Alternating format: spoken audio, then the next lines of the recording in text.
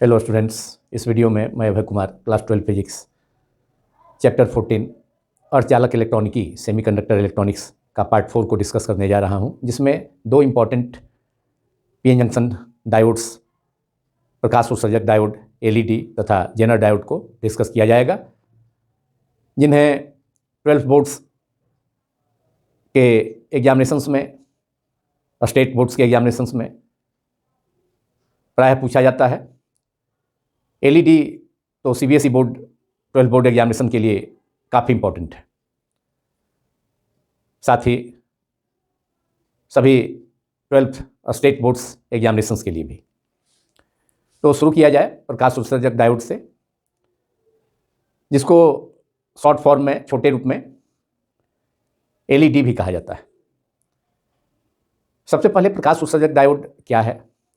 प्रकाश उत्सर्जक डायोड भी एक पीएन संधि डायोड ही है, जो अग्र अभिनति की अवस्था में कार्य करता है फॉरवर्ड बायसिंग की स्थिति में, तथा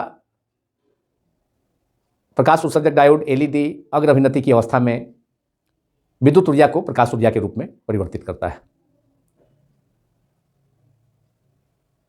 एलईडी अर्थात प्रकाश उत्सर्जक डायोड द्वारा उत्सर्जित किए जाने वाले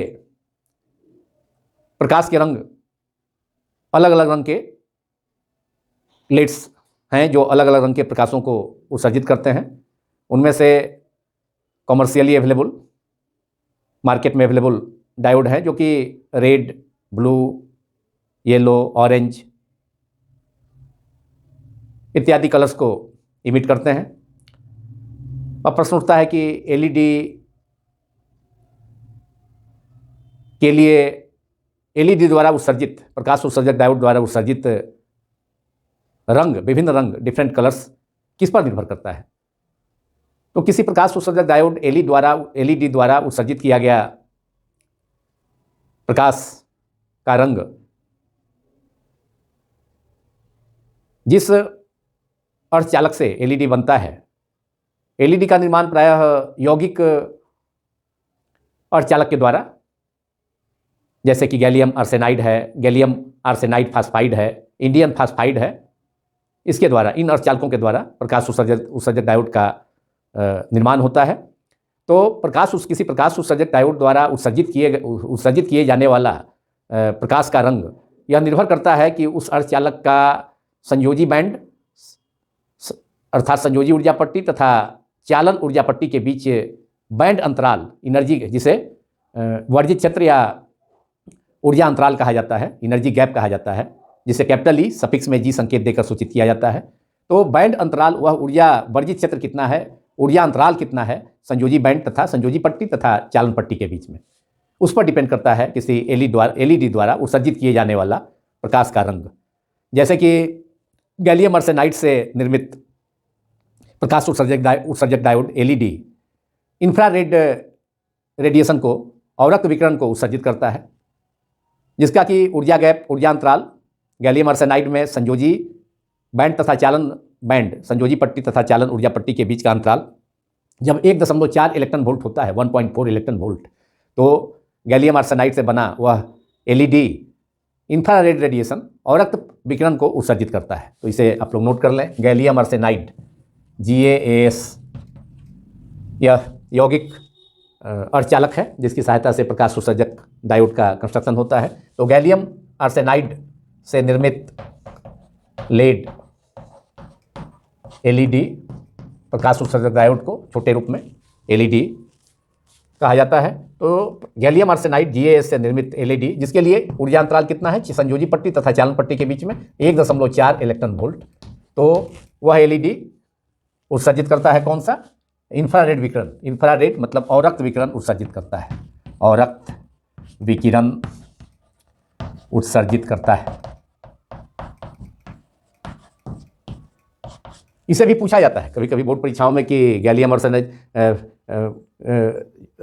लेड्स मतलब कौन से सेमीकंडक्टर मटेरियल से बना हुआ लेड किस विकिरण को, अलग अलग विकिरण को उत्सर्जित करेगा। तो इसे वस्तुनिष्ठ प्रश्न में भी या शॉर्ट आंसर क्वेश्चन में भी पूछा जा सकता है।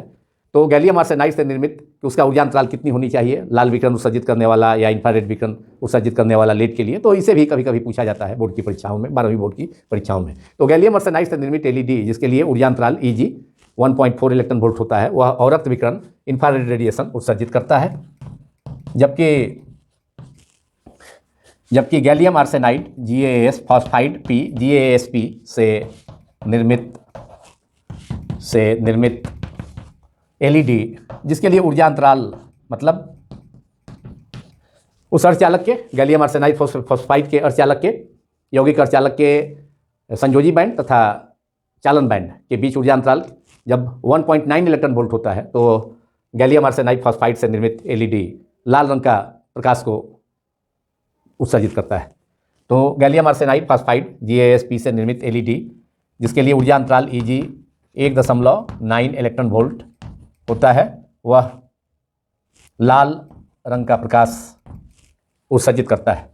प्रकाश उत्सर्जक डायोड नाम ही है, इसका काम ही है प्रकाश को उत्सर्जित करना, और भिन्न भिन्न रंग का प्रकाश यह उत्सर्जित करता है जो कि मार्केट में कमर्शियली भी अवेलेबल है, अलग अलग रंग के लेड एलईडी।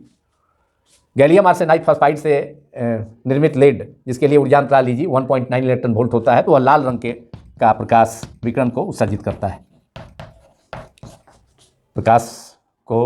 करता है, एलईडी आजकल पुराने जो लैंप थे, पुराने जो बल्ब थे, लैंप थे परंपरागत, उसको तापदीप्त लैंप जो थे उसका स्थान लेते जा रहा है, इसलिए कि इसका ऑपरेटिंग पावर मतलब एक तो कम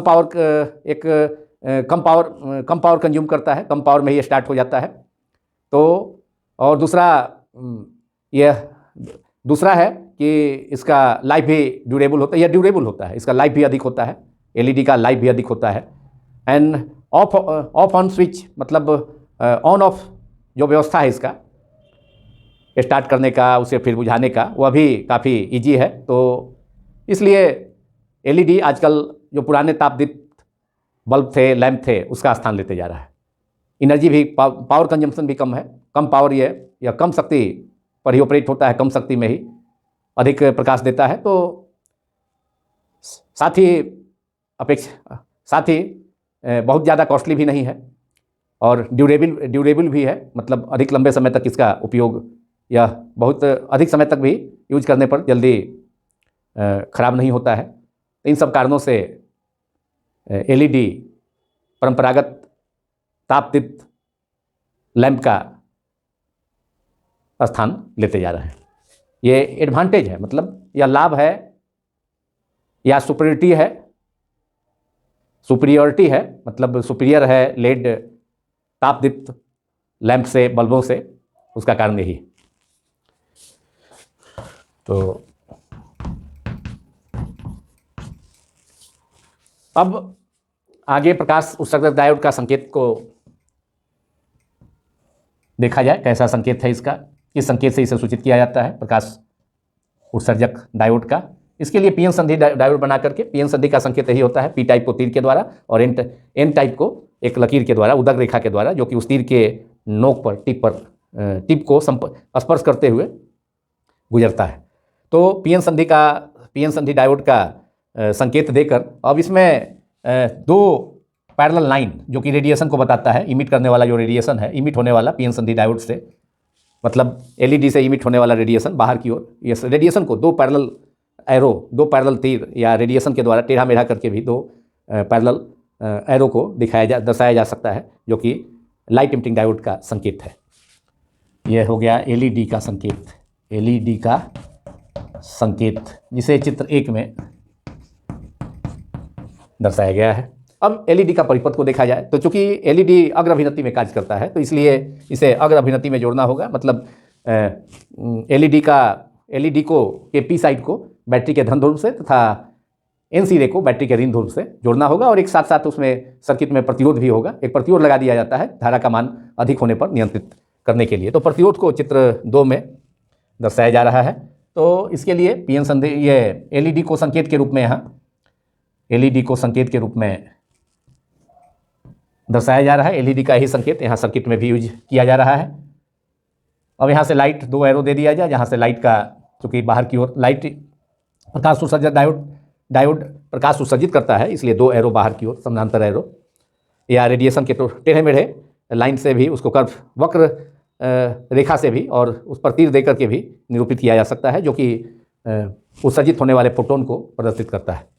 अब इसको चूंकि अगर अभिनति में रखना है तो बैटरी के पी साइड है, ये पी टाइप, और एन साइड को सीधी रेखा के द्वारा और पी साइड को तीर के द्वारा निरूपित किया जाता है पीएन संधि डायोड में। तो पी साइड को बैटरी के धन ध्रुव से जोड़ना होगा, चूंकि अगर अभिनति में रखा जाता है तो इसे जोड़ा गया बैटरी के धन ध्रुव से, और एक प्रतिरोध भी लगा दिया जाता है धारा का मान अधिक होने पर धारा को नियंत्रित करने के लिए, और एक धारा को मापने के लिए ये मिली एमीटर होगा, क्योंकि अग्र अभिनति में धारा पीएन संधि डायोड में, जैसा हम लोग पढ़ चुके हैं कि मिली एम्पियर की कोटि का होता है, तो इसलिए जिसे मापा जाएगा धारा को मिली एमीटर के द्वारा, जिसका symbol MA, small M capital A. यही परिपथ हो गया चित्र 2। ये LED का परिपथ है, LED का परिपथ। अब LED की क्रिया को डिस्कस किया जाए।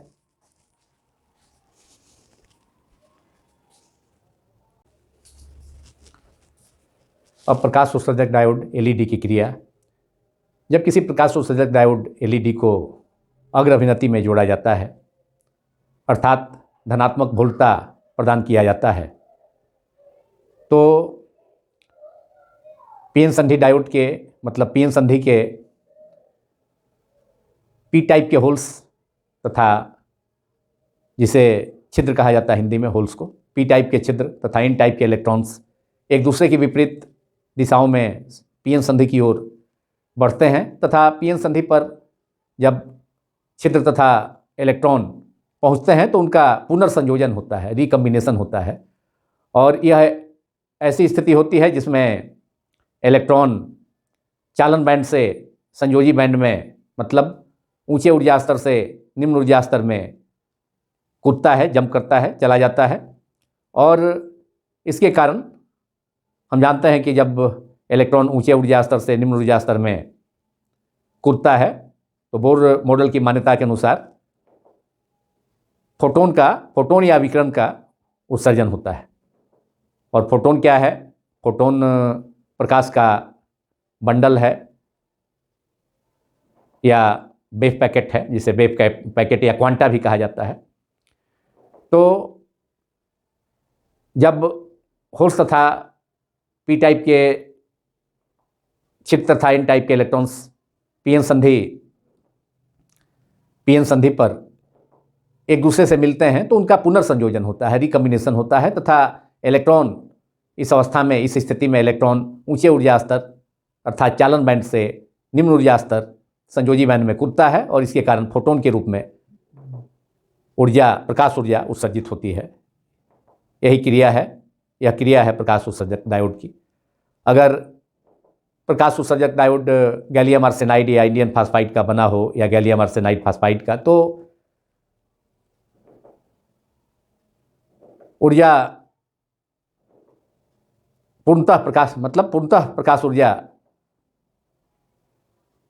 के रूप में उत्सर्जित होती है, मतलब प्रकाश का पूर्ण रूपेण उत्सर्जन होता है जब यौगिक सूक्ष्मदर्शी से प्रकाश उत्सर्जक डायोड बना हो। तो इस क्रिया को आप लोग इसे अब नोट कर लें, जिसे मैंने एक्सप्लेन किया।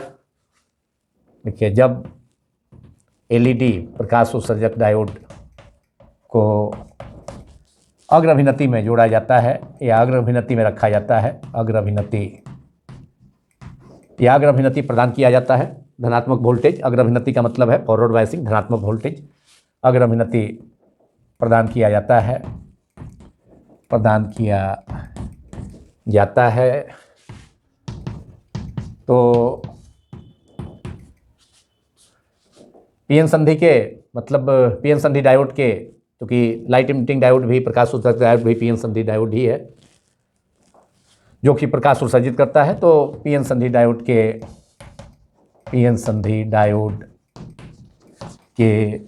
होल्स, छिद्र एवं इलेक्ट्रॉन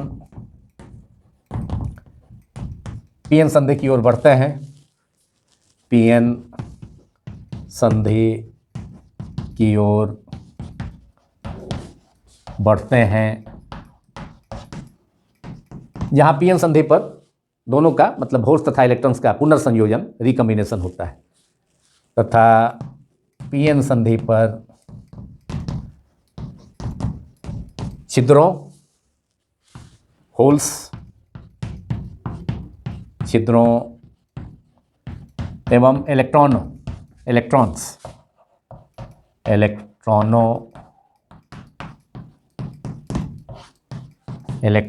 का पुनर्संयोजन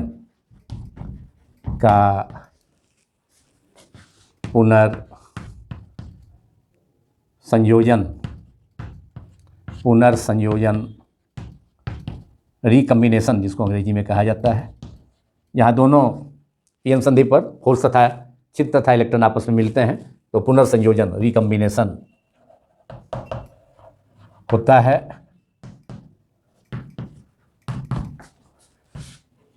और यह एक ऐसी स्थिति है जिसमें इलेक्ट्रॉन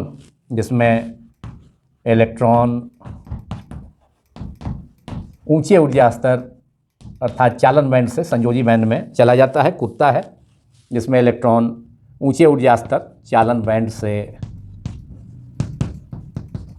संयोजी बैंड निचला ऊर्जा स्तर है ऊर्जा पट्टी का, चालन बैंड से संयोजी बैंड में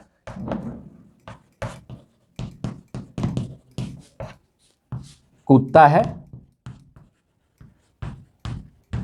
फलस्वरूप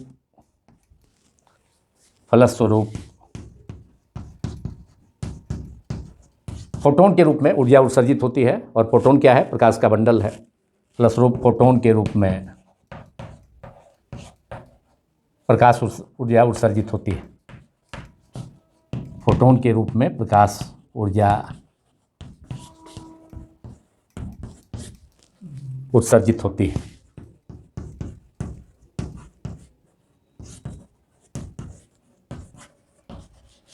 यह प्रकाश उत्सर्जक डायोड एलईडी की क्रिया है।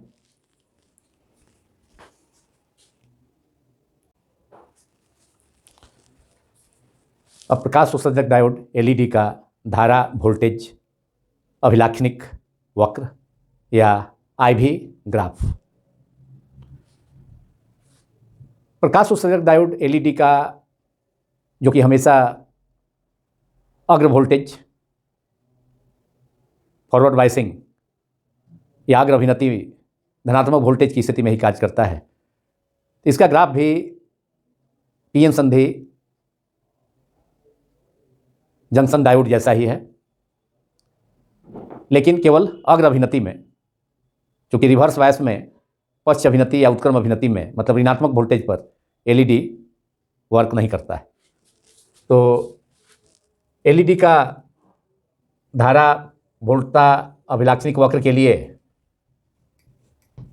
वाई अक्ष पर, धनात्मक वाई अक्ष पर के अनुरेख धारा को माना जाए। आई धारा का संकेत आई है वाई अक्ष की दिशा में, और धनात्मक वोल्टेज क्योंकि फॉरवर्ड बायस में ही काम करता है, धनात्मक एक्स अक्ष की दिशा में धनात्मक वोल्टेज को प्लस भी को, यह वोल्टेज हो गया धनात्मक वोल्टेज, जिसे हिंदी में वोल्टता भी कहा जाता है, अंग्रेजी में वोल्टेज। और धारा वाई एक्सिस के लॉन्ग प्लस वाई एक्सिस के लॉन्ग, तथा वोल्टेज को धनात्मक वोल्टेज को प्लस एक्स एक्सिस के लॉन्ग यहाँ रखा जाए। और अब इसका अलग अलग रंगों के लिए आईवी ग्राफ, अलग अलग कलर के लिए अलग अलग वक्र, अलग अलग रंगों के लिए, रंग के प्रकाश के लिए आईवी ग्राफ, आईवी अभिलक्षणिक वक्र, अलग अलग वक्र प्राप्त होते हैं। जैसे कि इंफ्रारेड के लिए ये इंफ्रारेड के लिए वक्र हो गया। अब इसके बाद रेड के लिए, रेड लाइट के लिए ये वक्र रेड के लिए हो गया, लाल रंग के लिए ये औरक्स किरण के लिए हो गया, ये लाल के लिए, ये लाल रंग का प्रकाश उत्सर्जित करने वाला एलईडी के लिए धारा वोल्टेज अभिलाक्षणिक वक्र है। इसके बाद फिर पीला रंग के प्रकाश के लिए पीला है, येलो लाइट के लिए है। फिर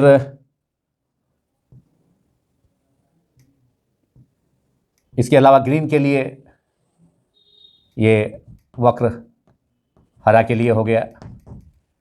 फिर ब्लू के लिए, चूँकि एलईडी अलग अलग रंग उत्सर्जित करता है और वह रंग शुरू में ही मैंने बतलाया कि वह रंग निर्भर करता है जिस सेमीकंडक्टर जिस अर्धचालक पदार्थ का बना होता है, जिस अर्धचालक पदार्थ का बना होता है एलईडी प्रकाश उत्सर्जक डायोड, उसके चालन बैंड, चालन पट्टी तथा संयोजी पट्टी के बीच ऊर्जा अंतराल पर। और ये नीले रंग के प्रकाश के लिए, ब्लू लाइट के लिए IV वक्र हो गया, धारा वोल्टेज, धारा वोल्टता या धारा वोल्टेज अभिलाक्षणिक वक्र। अलग अलग रंगों के लिए ये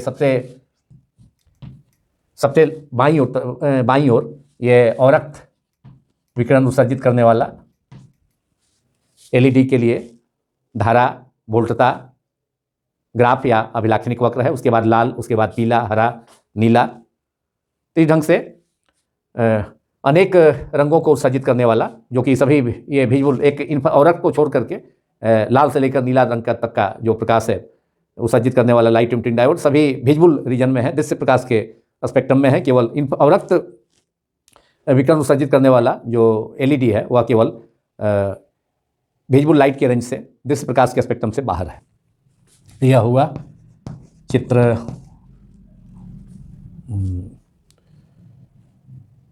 4 हो गया, क्योंकि सर्किट के लिए भी हमने बनाया, संकेत के लिए। तो चित्र 4 एलईडी का प्रकाश उत्सर्जक डायोड का धारा वोल्टेज या आई दे के भी ग्राफ या अभिलाक्षणिक वक्र IV ग्राफ एलईडी के लिए जिसे दर्शाया गया। अब इसके बाद अंत में एलईडी का उपयोग। एलईडी का उपयोग बहुत ही महत्वपूर्ण है आजकल के समय में। बहुत से इसके उपयोग हैं, इंपॉर्टेंट उपयोग, महत्वपूर्ण उपयोग, जिसमें कि रिमोट सिस्टम में है, रिमोट कंट्रोल सिस्टम में। रिमोट कंट्रोल जो कि इंफ्रारेड रेडिएशन को इमिट करता है। तो पहला हो गया रिमोट कंट्रोल में। दूसरा हो गया LED bulbs, LED lamps, LED लैंपों में, लैंप्स या एलईडी बल्ब्स में लेड का उपयोग है। तीसरा है बर्गलर अलार्म सिस्टम, चोर घंटी। तो बर्गलर अलार्म सिस्टम, चोर घंटी, निकाय सिस्टम, चोर घंटी में बर्गलर अलार्म सिस्टम।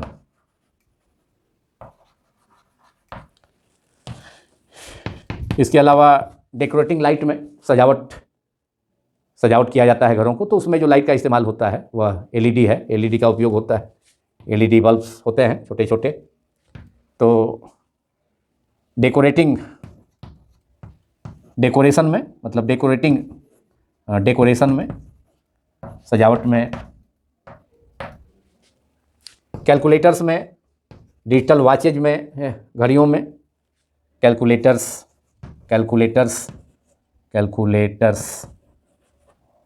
तथा वॉचेज में, जो डिजिटल वॉचेज होते हैं, वॉचेज घड़ियों में, कैलकुलेटर्स तथा घड़ियों में। तो काफ़ी महत्वपूर्ण उपयोग हैं एलईडी के। तो इस प्रकार प्रकाश उत्सर्जक डायोड एलईडी का कंप्लीट डिस्कशन किया गया।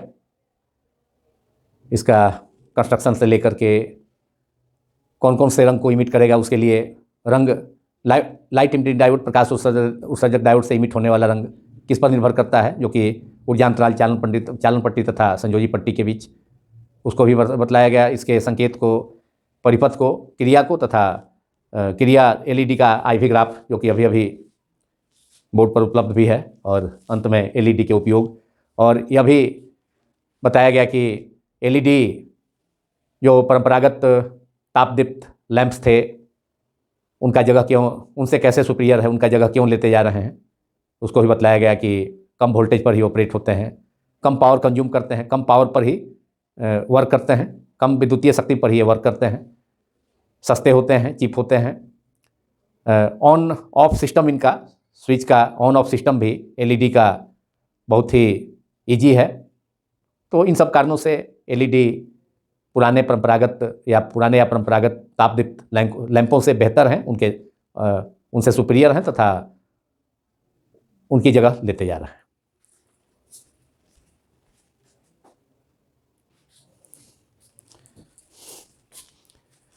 अब इस वीडियो में दूसरा सेकंड पीएन संधि डायोड डिस्कस करना है। उसका नाम है जेनर डायोड, जो कि इसके आविष्कारक सीएम जेनर के नाम पर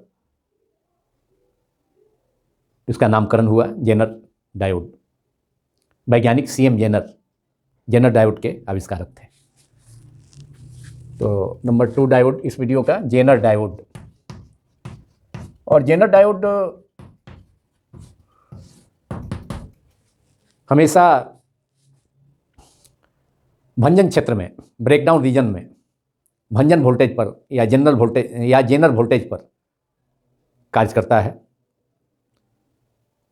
इसलिए इसे ब्रेकडाउन डायोड भी कहा जाता है, भंजन डायोड भी कहा जाता है जेनर डायोड को, चूंकि यह भंजन क्षेत्र में या भंजन वोल्टेज पर या जेनर वोल्टेज पर हमेशा जेनर वोल्टेज पर ही यह कार्य करेगा। ब्रेकडाउन रीजन में कार्य करता है, भंजन क्षेत्र में कार्य करता है। इसलिए इसे जेनर डायोड के अलावा भंजन डायोड भी, अंग्रेजी में ब्रेकडाउन डायोड भी कहा जाता है। तो जेनर डायोड भी एक पीएन संधि डायोड है। जेनर डायोड एक पीएन संधि डायोड है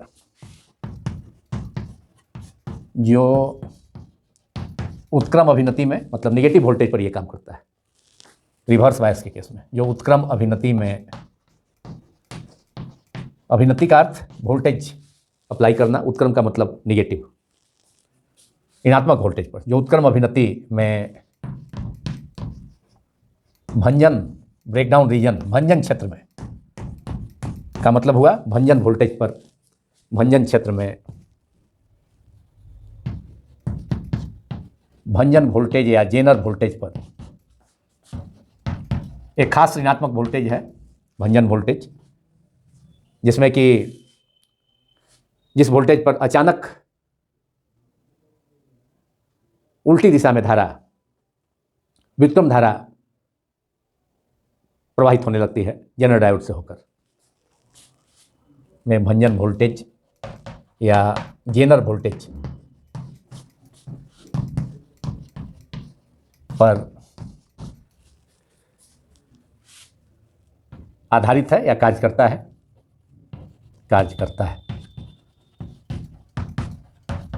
और भंजन क्षेत्र में, ब्रेकडाउन रीजन में वर्क करने, जेनर डायोड के भंजन क्षेत्र में कार्य करने के कारण अगर जेनर डायोड से होकर के धारा बढ़े या घटे, लेकिन वह जो भंजन वोल्टेज है उसके मान में कोई परिवर्तन नहीं होगा। और इसी गुण का उपयोग जेनर डायोड का उपयोग, इसी गुण के कारण जेनर डायोड का उपयोग वोल्टेज नियंत्रक या वोल्टता नियंत्रक के रूप में, वोल्टेज रेगुलेटर के रूप में किया जाता है। इसी गुण का मतलब जेनर डायोड से होकर के धारा में बढ़े या घटे, लेकिन जेनर डायोड के क्रॉस जो वोल्टेज होगा, जेनर डायोड का वोल्टेज, उसमें कोई परिवर्तन नहीं होगा, क्योंकि जेनर डायोड हमेशा एक खास ऋणात्मक वोल्टेज पर काम करता है, जिस वोल्टेज का नाम है जेनर वोल्टेज या भंजन वोल्टेज। और इसलिए जेनर डायोड कार्य करता है उत्क्रम अभिनति में, भंजन क्षेत्र में, ब्रेकडाउन रीजन में।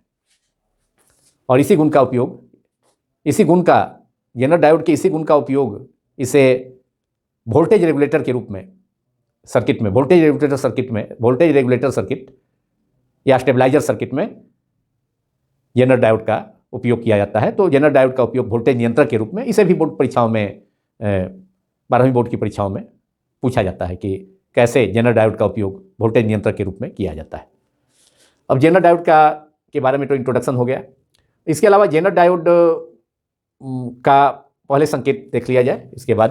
तो जेनर डायोड का संकेत, यह भी पीएन संधि डायोड है, तो जेनर डायोड का संकेत में भी पहले पीएन संधि का डायोड का जो संकेत हम लोग उपयोग करते हैं उसी का उपयोग करेंगे, लेकिन यहाँ पर जो एन टाइप है, जो लकीर है, उदग रेखा है जो कि तीर के नोक से होकर गुजरती है, ये पीएन संधि का संकेत है। तो इसको थोड़ा सा जेड लेटर जैसा, इस लाइन को, इस रेखा को, उदग रेखा को जेड लेटर जैसा इसको थोड़ा घुमा दिया जाए ऊपर की ओर, बाएं साइड में, ऊपरी मतलब रेखा के इस उदग रेखा जो कि तीर के नोक से होकर गुजरती है, तो इसके ऊपरी सिरे को थोड़ा बाईं ओर घुमा दें, मोड़ दें, बेंड कर दें, और निचले सिरे को फिर दाएं साइड में। तो इस प्रकार जेड लेटर की आकृति बन गई।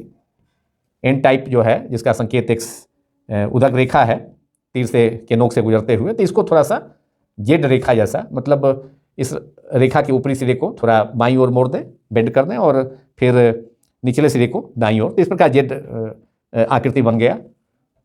तो ये जेनर डायोड का संकेत हो गया। ये चित्र एक जेनर डायोड का संकेत, सिंबल ऑफ जेनर डायोड। अब चित्र 2 में जेनर डायोड का धारा वोल्टेज अभिलाक्षणिक वक्र, या पहले जेनर डायोड का सर्किट ही स्केच कर लिया जाए। जेनर डायोड के सर्किट के लिए भी जेनर डायोड को संकेत रूप में ही यहाँ उपयोग किया जा रहा है, और चूँकि उत्क्रम अभिनति में इसे जोड़ना होगा तो पी टाइप को जोड़ना होगा। ये पी टाइप है और ये एन टाइप है, जिसको जेड लेटर जैसा एन टाइप को, जो लकीर के द्वारा निरूपित है उदग रेखा के द्वारा, जिसको जेड लेटर के रूप में इसको परिवर्तित किया गया है। तो इसके ये जेनर डायोड के पी सिरे को जोड़ दिया जाए बैटरी के ऋण ध्रुव से, तब रिवर्स बायसिंग होगी, उत्क्रम अभिनति। तो ये नेगेटिव है, छोटा लाइन, छोटी उदग रेखा और बड़ी उदग रेखा, ये बैटरी का संकेत है। 2 समानांतर रेखा यहाँ भी, एक बड़ी और दूसरी छोटी। छोटी उदग रेखा बैटरी के धन ध्रुव को निरूपित करती है, और छोटी उदग रेखा बैटरी के ऋण ध्रुव को निरूपित करती है, जबकि बड़ी उदग रेखा धन ध्रुव को।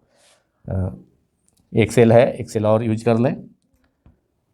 तो इस प्रकार यह जेनर डायोड का पी सिरा को जोड़ दिया गया बैटरी के ऋण ध्रुव से, और एन सिरे को जोड़ा जा रहा है धन ध्रुव से। तो यह उत्क्रम अभिनति की स्थिति हो गई। एक प्रतिरोध भी लगा दिया जाए धारा का मान अधिक होने पर उसे नियंत्रित करने के लिए, प्रतिरोध R है। और एक उत्क्रम अभिनति में जो धारा होती है पीएन संधि डायोड में माइक्रोमीटर के ऑर्डर का होता है, तो एक माइक्रो एमीटर लगा दिया जाए इस माइक्रो एम्पियर धारा को मेजर करने के लिए, इसको म्यूए संकेत से डिनोट किया जाता है। तो यह परिपथ हो गया। चित्र 2 सर्किट है जेनर डायोड का परिपथ उत्क्रम अभिनति में, जेनर डायोड का परिपथ। इसे आप लोग स्केच कर लें।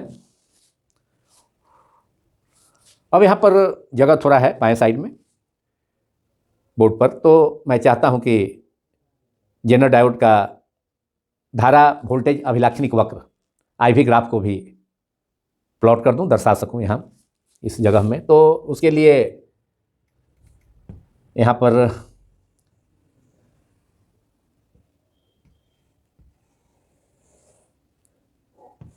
इधर धनात्मक एक्सिस की ओर प्लस वोल्टेज, धनात्मक वोल्टेज जो कि अग्र अभिनति कहलाता है, लेकिन यह रिवर्स बायस में काम करता है, तो माइनस वोल्टेज ही, निगेटिव वोल्टेज ही प्रमुख होगा इसके लिए, जो कि माइनस एक्सिस की ओर निगेटिव वोल्टेज माइनस V को दर्शाया गया है। और धारा ऊपर तो अग्र धारा होती है, तो फॉरवर्ड बायस में तो धारा इसमें 9 के बराबर धारा मिलती है अग्र अभिनति की स्थिति में। लेकिन पश्च अभिनति के रूप में, पश्च अभिनति में अचानक शुरू में तो जब ऋणात्मक वोल्टेज का मान कम होगा तो कम ही धारा होगी, लेकिन धारा में अचानक वृद्धि होती है उल्टी दिशा में। धारा में अचानक वृद्धि उल्टी दिशा में होती है कब? एक पार्टिकुलर, एक खास वोल्टेज पर, जिसको कि चूँकि जेनर डायोड ब्रेकडाउन रीजन में काम करता है, तो ये जेनर वोल्टेज है या भंजन वोल्टेज VZ। तो यह ऋणात्मक मान, काफ़ी कम ऋणात्मक मान पर भी -5 वोल्ट के आसपास भी ब्रेकडाउन वोल्टेज हो सकता है, क्योंकि उस समय इलेक्ट्रिक फील्ड बहुत हाई हो जाएगा, लगभग 10 लाख वोल्ट पर मीटर का। क्योंकि जेनर डायोड के दोनों क्षेत्र मतलब पी क्षेत्र, पी रीजन, पी क्षेत्र तथा एन क्षेत्र दोनों ही हेवली डॉप्ड होते हैं, दोनों ही उच्च मादित होते हैं। उच्च मादित का मतलब चार्ज कैरियर्स, मतलब पी साइड में होल्स की संख्या अधिक होना और एन साइड में, एन टाइप में इलेक्ट्रॉनों की संख्या अधिक होना, तो इसको उच्च मादित कहा जाता है।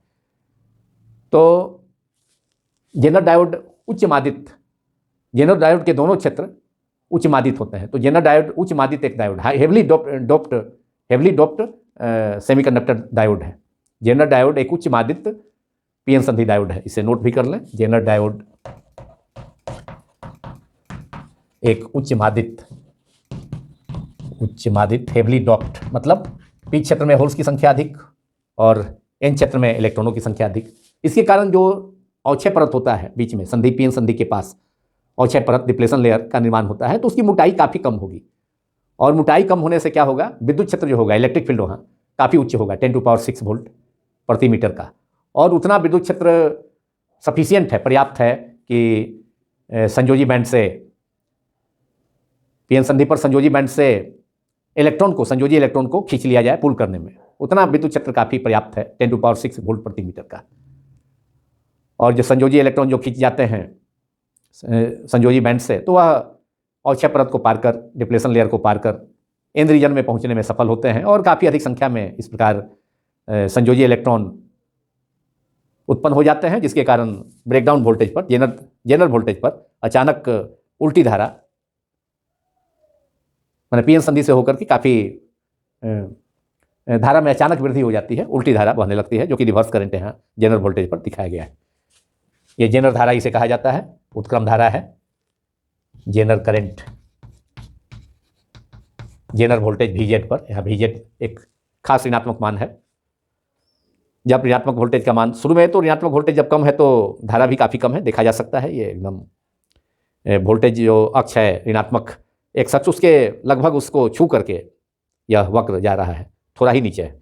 लेकिन जेनर वोल्टेज पर जब बहुत अधिक संख्या में संयोजी इलेक्ट्रॉन वैलेंस बैंड से जो हाई इलेक्ट्रिक फील्ड उत्पन्न होता है पीएन संधि पर, डिप्लेशन लेयर अवक्षय परत के पतला होने से, तो उस हाई इलेक्ट्रिक फील्ड के कारण उच्च विद्युत क्षेत्र पर्याप्त होता है कि संयोजी बैंड से, पीएन संधि पर संयोजी बैंड से संयोजी इलेक्ट्रॉन को पुल करने में, खींचने में।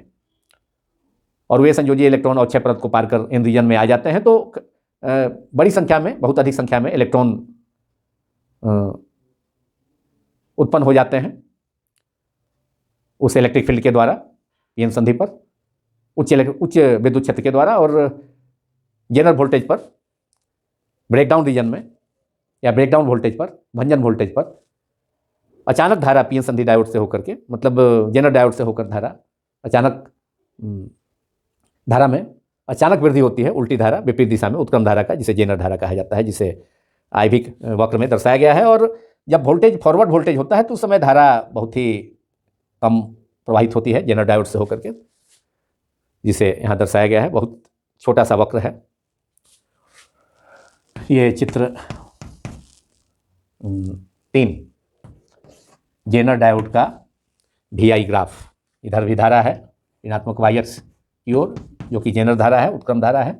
जेनर डायोड का VI ग्राफ या वोल्टेज धारा अभिलाक्षणिक वक्र।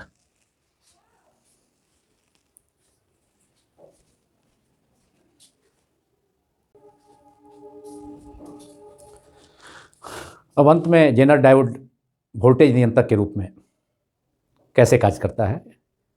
जेनर डायोड का उपयोग कर वोल्टेज नियंत्रक, वोल्टा नियंत्रक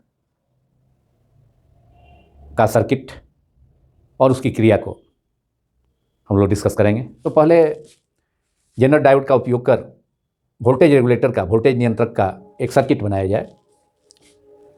और जेनर डायोड को जो फ्लक्चुएटिंग जो वोल्टेज होता है, जिसे पीएन संधि डायोड के रेक्टिफायर के डिस्टकारी के आउटपुट से, निर्गत से प्राप्त किया जाता है। तो पीएन संधि डिस्टकारी के आउटपुट, निर्गत से प्राप्त होने वाले फ्लक्चुएटिंग वोल्टेज को, मतलब अनियंत्रित या अनियंत्रित वोल्टेज को, डीसी वोल्टेज को जेनर डायोड के हेल्प से नियंत्रित डीसी वोल्टेज के रूप में परिवर्तित किया जा सकता है।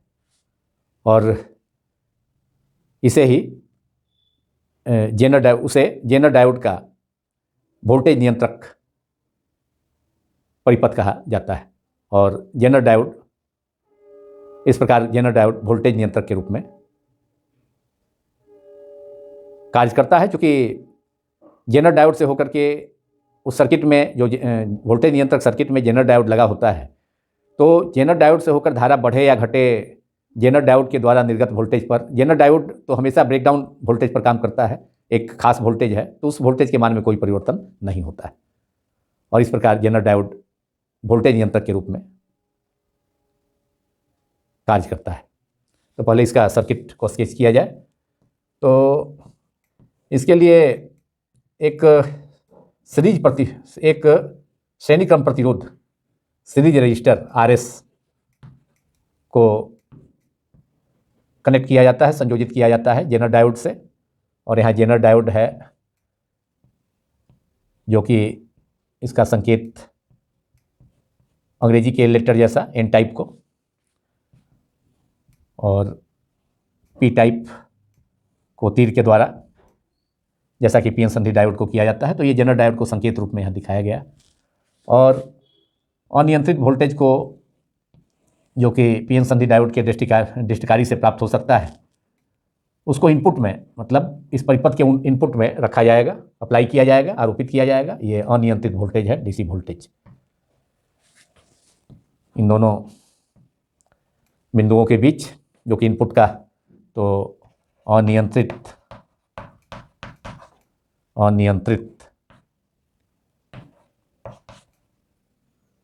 DC voltage.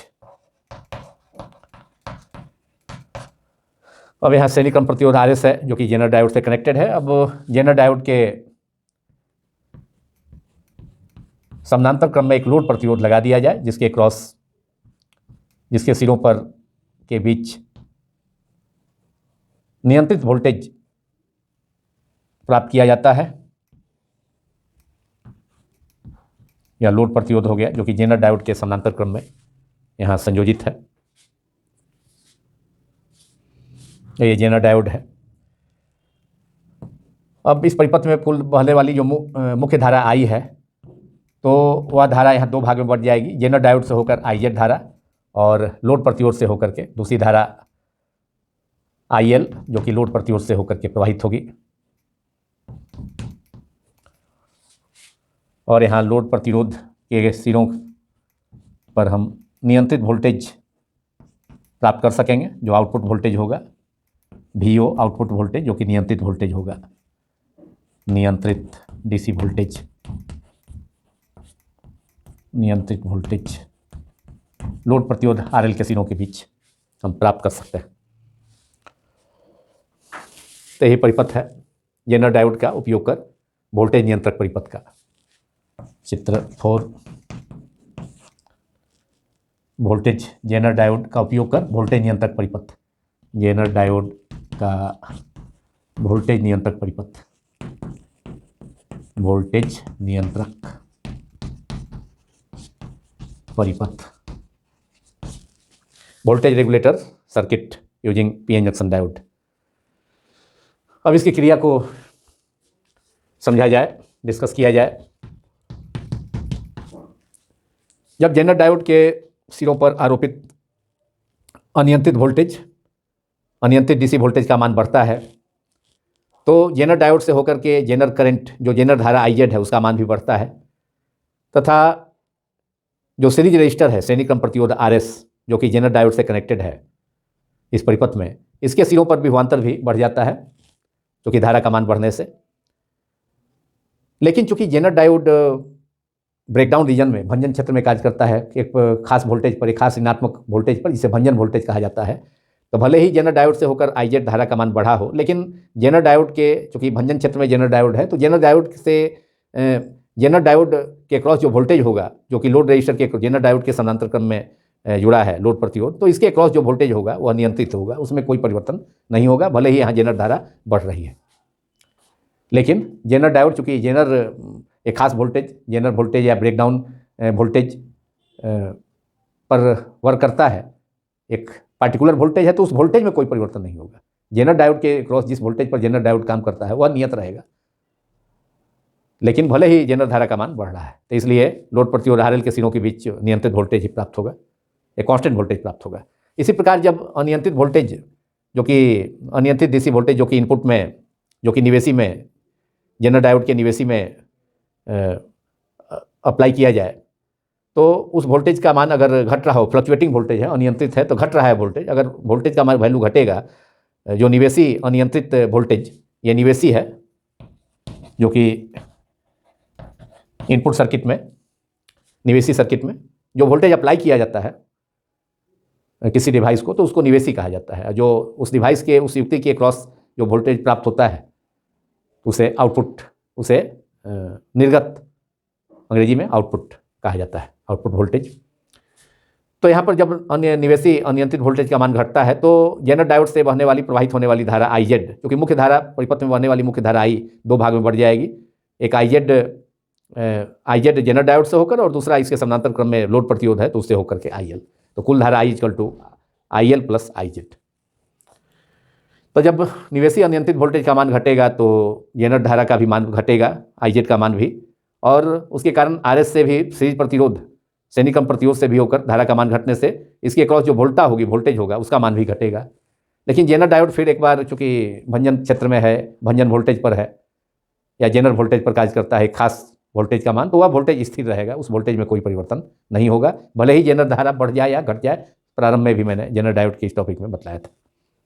तो इसलिए जेनर डायोड के, जेनर डायोड से जेनर धारा के घटने के बावजूद भी श्रेणी क्रम प्रतिरोध के सिरों, श्रेणी क्रम प्रतिरोध सीरीज रजिस्टर के सिरों के बीच विभवांतर का मान भी घटेगा, लेकिन जेनर डायोड से निर्गत जो वोल्टेज होगा, जेनर डायोड के क्रॉस जो वोल्टेज होगा, मतलब लोड प्रतिरोध इसके समानांतर क्रम में लगा हुआ है, तो लोड प्रतिरोध के क्रॉस जो वोल्टेज प्राप्त होगा वह नियत वोल्टेज ही प्राप्त होगा, नियंत्रित होगा, मतलब उसमें कोई परिवर्तन, वह नियत वोल्टेज होगा, उसमें कोई चेंज नहीं होगा, क्योंकि जेनर डायोड जेनर वोल्टेज पर कार्य करता है, ब्रेकडाउन रीजन में भंजन वोल्टेज पर काम करता है, भंजन क्षेत्र में, जो कि एक खास ऋणात्मक वोल्टेज पर होता है। यह क्रिया हो गई जेनर डायोड का वोल्टेज नियंत्रक के रूप में। तो इसे आप लोग नोट कर लें, जब निवेशी इनपुट अनियंत्रित वोल्टेज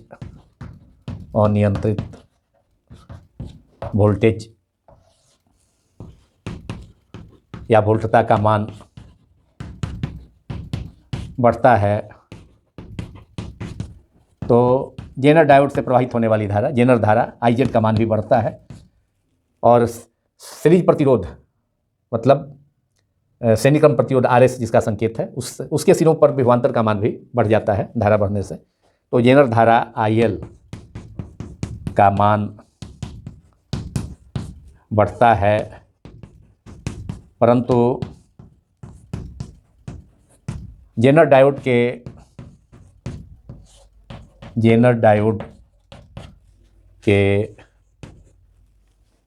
भंजन क्षेत्र में होने के कारण, भंजन वोल्टेज पर होने के कारण, जेनर डायोड के भंजन वोल्टेज या भंजन क्षेत्र में होने के कारण, भंजन वोल्टेज पर होने के कारण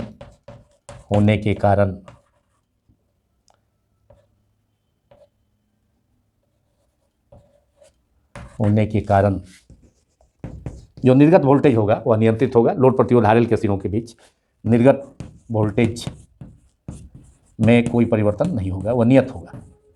निर्गत वोल्टेज कांस्टेंट, नियत, अपरिवर्तित रहता है, क्योंकि जेनर डायोड के क्रॉस जो वोल्टेज होगा वह नियत रहता है, तो इसलिए लोड प्रतिरोध के क्रॉस जो वोल्टेज होगा वह नियंत्रित वोल्टेज मिलता है। निर्गत वोल्टेज नियंत्रित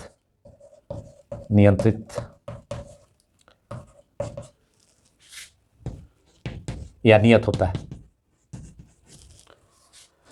और इसके विपरीत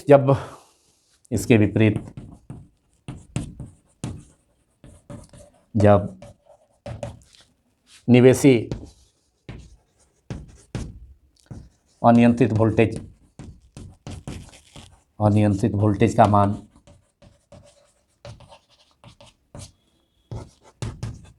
मान घटता है तो जेनर डायोड से भी प्रवाहित होने वाली धारा का मान घटता है। परंतु एक बार फिर चूंकि जेनर डायोड जेनर वोल्टेज पर है, जेनर डायोड भंजन क्षेत्र में है, इसलिए उसके क्रॉस जो वोल्टेज होगा उसके वोल्टेज में कोई परिवर्तन नहीं होगा, जेनर वोल्टेज में कोई परिवर्तन नहीं होगा। इसलिए लोड प्रतिरोध RL के क्रॉस नियंत्रित वोल्टेज फिर से एक बार नियंत्रित वोल्टेज प्राप्त होता है। तो इसके विपरीत जब निवेशी अनियंत्रित वोल्टेज का मान घटता है तो जेनर डायोड से प्रवाहित होने वाली धारा, जेनर धारा का मान भी घटता है, परंतु जेनर वोल्टेज या भंजन वोल्टेज जेनर वोल्टेज के नियत होने के कारण, जेनर वोल्टेज के नियत चूँकि एक खास मान पर होता है, खास ऋणात्मक मान पर नियत होने के कारण धारा, जेनर धारा घटे या बढ़े उसका कोई प्रभाव पड़ने वाला नहीं है। तो उसके कारण लोड प्रतिरोध RL, लोड प्रतिरोध RL के सिरों के बीच नियंत्रित वोल्टेज मतलब नियत वोल्टेज के सिरों के बीच अनियंत्रित से निवेशी से नियंत्रित निर्गत वोल्टेज प्राप्त हो गया।